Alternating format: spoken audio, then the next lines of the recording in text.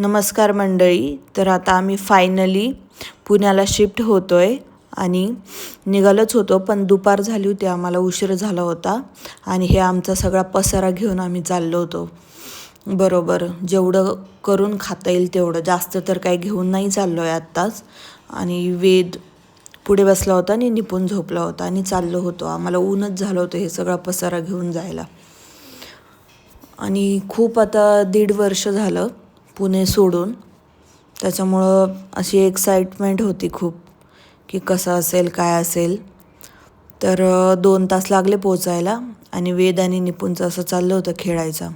घर तर खूप छान आहे, पूर्ण होल टूर मी देणारच आहे घराची. निपुणची पण मस्ती चालूच होती, त्याला पण मजा येत होती. आणि वेदला अशी भूक लागली होती, त्याचे पप्पा पिझ्झा आणायला गेले होते पण काही लवकर येतच नव्हते, म्हणून मी त्याला बिस्किट दिले होते खाण्यासाठी. पिझ्झा आला आणि त्याच्यावर असं सगळ्यांनी ताव मारला बसून. खूप भूक लागली होती आम्हाला, सकाळी फक्त नाश्ता केला होता आणि म्हटलं आता बसण्यापेक्षा थोडा आराम केला आहे, तर म्हटलं बसण्यापेक्षा आता थोडंसं आवरून घेते. बाकीचा पसारा तर काय आज नव्हते, उद्या करणार होते, पण बाळ आता रांगतंय, मग त्याच्यामुळं सरकतोय तर खराब असेल ना रूम, म्हणून म्हटलं आधी फक्त फरशी पुसून घ्यावी आणि बाकीचं जसं होईल तसं आवरून घेता येईल.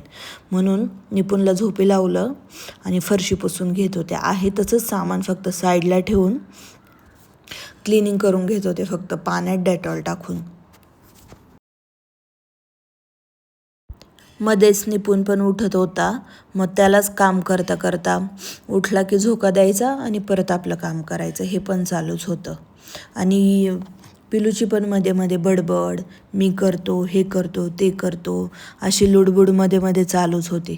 त्याचं पण ऐकून घेऊन चाललं होतं, हळूहळू जसं होईल तसं काम करायचं. आणि फायनली निपुण उठला. मग काय आज फक्त जसं होईल तसंच मी फरशी वगैरे पुसून घेतली आणि बाकीचं मी सगळं उद्या करणार आहे आता. कधी कधी या शिफ्टिंग वगैरेचा पण खूप कंटाळा येतो, कारण माझं आता 7वं ते 8वं घर आहे. शिफ्टिंग करायला खूप त्रास होतो. आता फरशी वगैरे पुसून झालं आणि मुलं पण कंटाळले होते, कारण तिकडं गावाला राहत होतो, मोकळ्या वातावरणाची सवय झाली होती. आता इथं घरात म्हटलं थोडा दिवस त्रासच होणार आहे जरा, पण समोरच गार्डन आहे सोसायटीचं आमच्या, त्याच्यामुळं म्हटलं त्यांना फिरून आणावं, म्हणून वेदला आणि निपुणला दोघांना पण बाहेर घेऊन गेले होते. निपुण पण छान खेळत होता, पण काय जे दिसेल ते तोंडात घालायचा. आता लहान मुलांचं तर असंच असतं.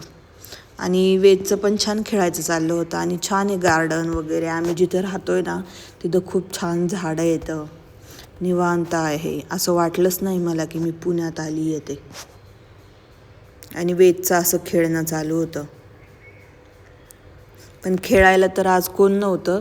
काय माहीत, पाहू आता उद्या. मे बी आम्हाला खूप लेट झालं होतं, 7 वाजत आले होते आणि अंधार पण पडायला आला होता. उद्या पाहू लवकर येऊ.